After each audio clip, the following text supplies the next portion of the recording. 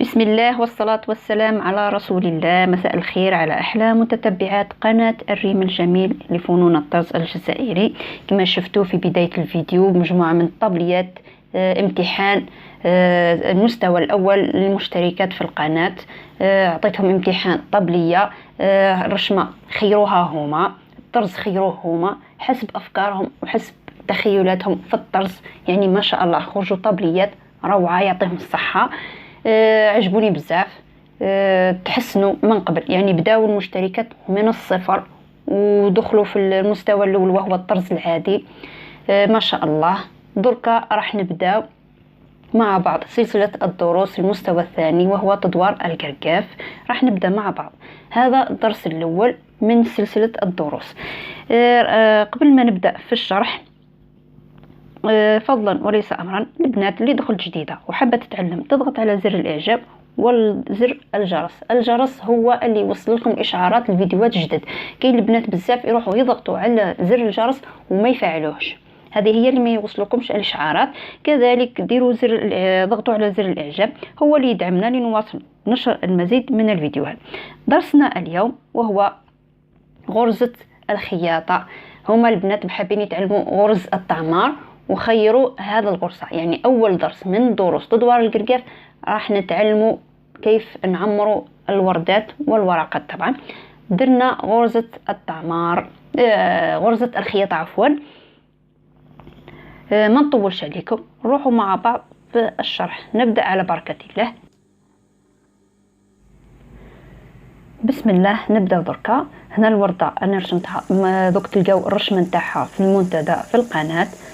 قسمتها على نصفين، درت بهذه الطريقه. نفوتها بالخياطه. البنات رجلي ماهيش على العراض، راهي خياطه، نحيت رجلي من العراض، ندورها بالخياطه بهذه الطريقه ونرسم خطوط كما شفتوا في الورده او البديله الاولى هكذا بهذه الطريقه. راني نخدم بعقل ونبدا نروح ونجي بالخياطه وما نبعدش بين غرزه وغرزه، يعني يجيو عند بعضهم ونروح ونجي زوج مرات ولا ثلاثه فوق هذيك الغرزه اللي حطيتها. كما راكم تشوفوا البنات نخدم بعقلي. لا فيتاس راهو ناقص، السرعه ناقصه، ونروح ونجي ونعمر القرقاف. ما نسرعش فيه بزاف، يعني على حسب الغرزه اللي بغيتها باش ما تكونش عريضه بزاف ويكون فيها الفراغات. بهذه الطريقه ونروح ونجي.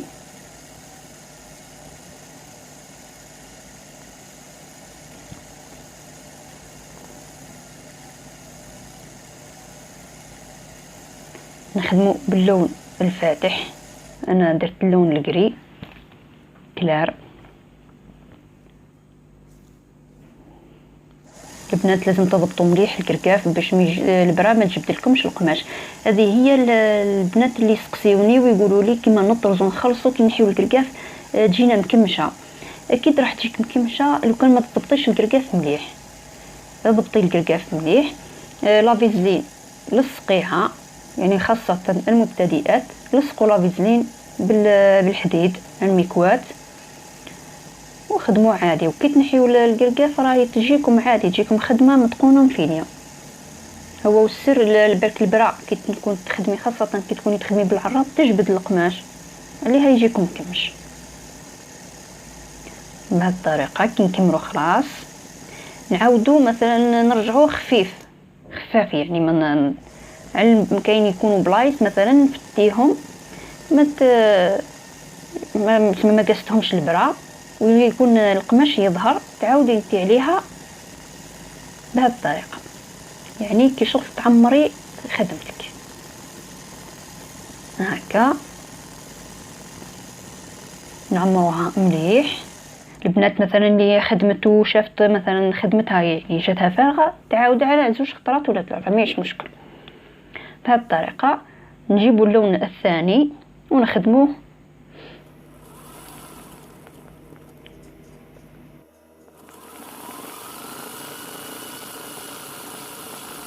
نبداو باللون الثاني كما راكم تشوفوا البنات. هنايا راني نخدم ولو ميم طون، يعني في نفس الوقت راني ندخل بالابره في اللون الاول. شوفوا البنات، نخدمو شويه ونعاود نطلع، يعني نديرو تموجات كي شغل راح ندمج اللون بين اللون الفونسي واللون الكلار، يعني اللون الفاتح واللون الغامق. البنات راني نحاول نهضر بالعربيه، كاين مشتركات معنا من العراق نوجه لهم تحيه، كاين من مصر، من دول من ومن يعني ما يفهموش شويه ما يفهموش لهجتنا. نحاول انه يعني لهجتنا فيها شويه فرنسي الفرنسيه، راني نحاول نهضر بالعربيه باش تفهموني كامل المشتركات، يعني مش شرط يفهموني غير الجزائريات او المغربيات او التونسيات، يفهموني ان شاء الله كامل المتتبعات اللي معنا في القناه. نحاول ندخل بين الالوان، يعني ندير دمج الالوان مع بعض هكذا، حتى يعني كانت زوج طرق. هذه الطريقه الاولى، وفي البتيلات الثانيين نعطيلكم الطريقه الثانيه هكذا. هذه يعني طريقه سهله، نحاول برك ندمج. شوفوا من بعد نعاود على اللون، يعني نشوف مثلا اذا كاين فراغات ولا نعاود نعمرهم هكا، نعمرها مليح كلش فارغه، وتكون خدمتنا نظيفه ومفينه، يعني كما احنا في الطرز نقولوا خدمه نيته هكا. نعمر مليح البنات، عمروا مليح خدمتكم.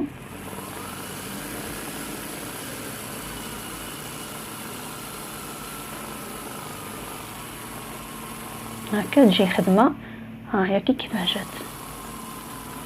ونكملوا، زيدوا شويه هنايا، انا ما كملتش مليح، ما عمرتش، شفتوا انا شفتها كي شفتها شويه فارغه، عاودت عمرت. وهنايا نروحوا نكملوا البتيله الثانيه والثالثه كما درنا في الاولى. هنايا ها راح نبداو، درت اللون الفاتح اللي هو الرمادي الجري، ونخدم بنفس الطريقه، نعمر. هنا البنات راني حنسرع شويه الفيديو باش ما يديناش الوقت بزاف وما يجيناش فيديو طويل وممل، راح نسرع لكم في الفيديو. هنايا راح نخدموها بنفس الطريقه، اللون الفاتح كما درنا المره الاولى، نفس الطريقه، يعني ما فيها حتى تغيير.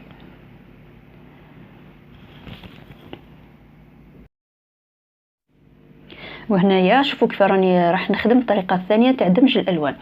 هنا البنات خدمت على الاول نورمال، نخدم بالوحده، دركا راح شوفوا مليح ثبتوا رواحكم. هنا كي شغل راني نميل في الدمج، يعني كي ندخل في اللون راح نميل القرقاف. شوفوا مش نميل بزاف، ان شاء الله تكونوا فهمتوا قصدي. شوفوا البنات كي نبغي ندخل راح تجي كشغل مايله شوي هكا، بعد راح نخدمو، يعني ما تجيش طويله، تعطينا يعني شكل مليح. ان شاء الله تفهموا عليا البنات، ويكون الشرح بسيط ومفهوم في نفس الوقت. البنات اللي حابين يدخلوا معنا المستوى الثاني، يعني طرازات يكونوا يعني يعرفوا في المستوى الاول وحابين المستوى الثاني، ما كاش مشكل. روابط الدروس ان شاء الله راح تلقاوهم في صندوق الوصف كما في الدروس الاولى. كاين البنات اللي قالوا لي ما لقيناش الدروس بالترتيب، راني حطيتهم في صندوق الوصف. كل فيديو اهبطوا لتحت لصندوق الوصف تلقاوهم بالترتيب، من الدرس الاول الخطوات الاساسيه في التعليم الطرز العادي لغايه الدرس السادس اللي درناه مع بعض في القناه وفي الجروب الماسنجر. كذلك البنات اللي حابين يتعلموا كما قلت لكم تدوار القرقاف، يعني يعرفوا في المستوى الاول، اكيد ما مش راح يعاودوه. يعني اي واحد، انا بعد يعني نكون نعرف في الطرز العادي وما نعرفش طرز التدوار القرقاف، راح نبدا ديريكتومون في التدوار القرقاف. راح تلقاو ان شاء الله كل درس نحط الرابط نتاعو اسفل في صندوق الوصف هكا باش ما يروحوا لكمش وما يتخلطش عليكم. اول درس اللي هو هذا تتعلموا الطعمار. كاين بزاف البنات ما يعرفوش كيفاه يخدموا الطعمار بالخياطه ويحبوا يخدموا قنادر وما يعرفوش ويجيهم ملبس. راه هذا الدرس هذا ان شاء الله يفيدكم وتعودوا تخدموا. البنات ما ندخلش عليكم، الحاجه اللي نعرفها راني نحطها في القناه، الحاجه اللي ما نعرفهاش الله غالب. كل واحد يعني كاين الحوايج نعرفوهم، كاين حوايج ما نعرفوهمش ورانا مازلنا نتعلموا للدرك. يعني موش واحد نحل القناه يقول خلاص انا نعرف كلش، بالعكس رانا في الدنيا هذه نتعلموا كلش. هاكم شفتوا كيف راني دمجت الالوان. دركا مع بعض نروحوا نحوطوا. شوفوا البنات كيف راني نحوط الورده. هنا التحواط راهو بالتدوار القرقاف. على بالي البنات تاع جروب الماسونج يقولوا لي علاه درتي لنا تدوار القرقاف درك. سمحوا لي البنات باش تجي الورده مفينيه خدمتها بالتدوار القرقاف. كل وحده تخدمها بطريقتها، مش شرط تخدميها بالتدوار القرقاف درك. على بالي راح يجيكم صعيب. والمشتركه المشاغبه هايدي اللي دوك اليوم تشوف تدوار القرقاف ما تدخلش خلاص الجروب وما نشوفوهاش. هايدي خدمي كيما بغيتي، ما تخدميش بالتدوار القرقاف التحواط. مشاغبه الجروب. نكملوا التحواط كما شفتوا باش نبداو مع بعض الورقات. الورقه هنا الورقه راح نرسم ورقه صغيره داخلها. يعني الجنب هذاك نخدمو بالكلان الفاتح اللون الزيتي، والاخر راح نخدم هكا كيما راكم تشوفوا راني نرسم بالستيلو. يعني ديروا تو كيما الروتوش نفسها. هاك راني نرسم ورده يعني ورقه عفوا صغيره بالوسط، وهذوك الخطوط هما الغرز الخياطه اللي راح نديرها. شوفوا مليح البنات، هنايا راح نخدم بالزيتي الفاتح الكلار. شوفوا كيف راح نبدا، راح تجيكم كيما غرزه الخطفه. الله اكبر. شوفوا نحوط هكا ونبدا راهي نفس الطريقه ونخدموا مع بعض. الخيط يتقطع، هو ساعات اول ماشينه تكون لاباس عليها ويكون نوع الخيط اللي ماهوش مليح. البنات عندكم كي تعودوا تخدموا مثلا تقطع لكم الماشينه خطره زوج تقولوا خلاص الماشينه فاسده. لا لا، سبتوا رواحكم مليح قبل ما تروحوا للماشينه. قادر يكون المسار الخيط، قادر يكون الخيط في حد ذاته راشي. رانا ساعات نشريو بوبينه جديده من الحانوت وكنقدروا نخدموا بها يعني نلقاوها راشيه هي بعد. يعني بدلوا الخيط عده مرات، ثبتوا رواحكم مليح. وكي تشوفوا الخيط كامل مثلا اي خيط ركبتيه طلع تتقطع، هنايا تعرفيها بلي الماشينه. بصح مثلا قطعت في خيط قادره تقطع في بوبينه خلاف، ما تقطع عفوا خلطت عليا. نعاود لكم، قلت لكم مثلا قطعت في بوبينه قادره تكون ما تقطعش في بوبينه واحده اخرى. يعني جربوا عده مرات الخيط. لا شفتوا اي خيط ركبتوه وطلع تتقطع، هنايا تعرفوا باللي الماشينه هي البروبليم فيها. يعني المشكل في الماشينه ماهوش في الخيط. شوفوا البنات كيف راني نعمر كيما خدمنا في الورده نفسها نخدموا في الورقه. راهو نعمروا مليح.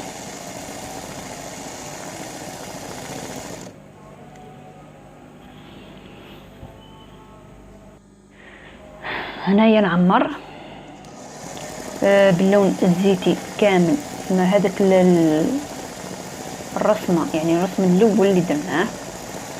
هاكا نعمرو مليح كيما عمرنا في الورده.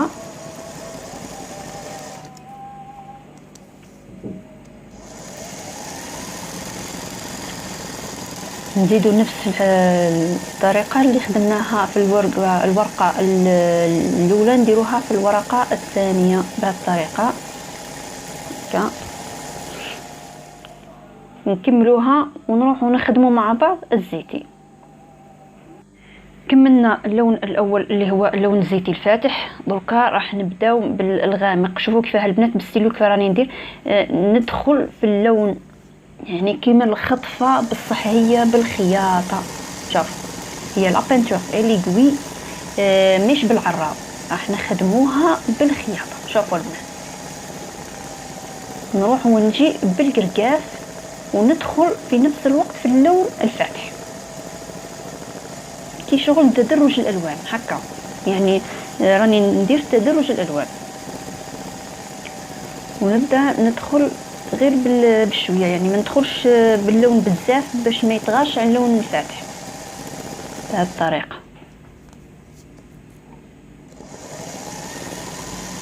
نهبط لتحت ونعاود ندير الجنب الثاني بهذه الطريقه. البنات عمروا مليح الوسط، وفي اللون كما ندمجو يكون فاتح كلار خلاص، يعني يكون خطوط ديروا توش هكا، ما يكونوش معمرين بزاف باش اللون الزيتي هذاك ما يروحش. بهذه الطريقه نعمروا، نروحوا ونمشيو القرقاف بالعقل باه تتعمر لنا الطرزه تاعنا ما تجيناش فارغه. بهذه الطريقه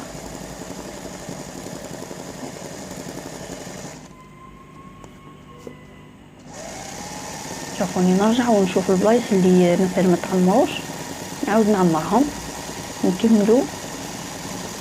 نعاود شوفوا كيف راني نحوطها.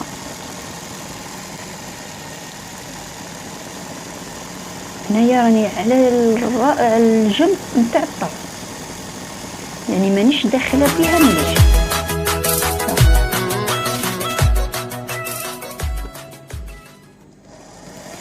شفتوا البنات، نكملوا درك الورقه هذه ونروحوا نشوفوها مع بعض كيفاش جات. اليوم كما راكم شفتوا غرزه الخياطه، غرزه التعمر والخياطه.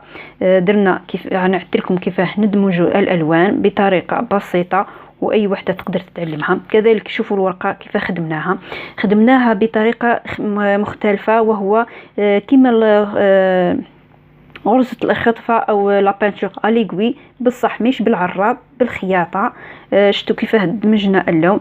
شوفوا هنا التحواط كيفاه جا مفيني، ما جاش ملبز هنا في الريصان.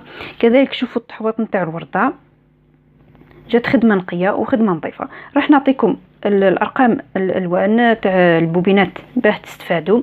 خدمنا بالكلار الزيتي للورقات، هذا الرقم نتاعو 148، لا مارك الجبل، كاينه موجوده هنا في باتنا.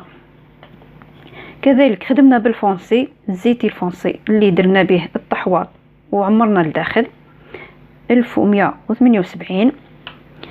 خدمنا بالجري للورده الكلار، الرقم نتاعو 226، والفونسي الفيروز اللي هو 5118. تبان لكم الصوره مليح 5118. ما بقى لي غير نقول لكم ان شاء الله تستفادوا من هذا الدرس ويكون الشرح مبسط للمبتدئات وغير المبتدئات. اذا عجبكم الفيديو وحابين تتعلموا دروس اخرى في التدوار القرقاف، اضغطوا على الاعجاب وخليوا لي تعليقاتكم واسئلتكم، مثلا استفسارات، اقتراحات، وعلاش لا اقترحوا عليا مثلا دروس او اي حاجه، ان شاء الله راني نجاوبكم عليها. اسئله حول الماشينه، اسئله حول الطرز، راني هنايا، انا ما نبخلكمش ان شاء الله. كذلك ما تنسوش تبارطاجيوه في مواقع التواصل الاجتماعي مع احبابكم واصدقائكم باه تعم الفائده. الدال على الخير كفاعله. دمتم في رعايه الله وحفظه، والسلام عليكم ورحمه الله تعالى وبركاته.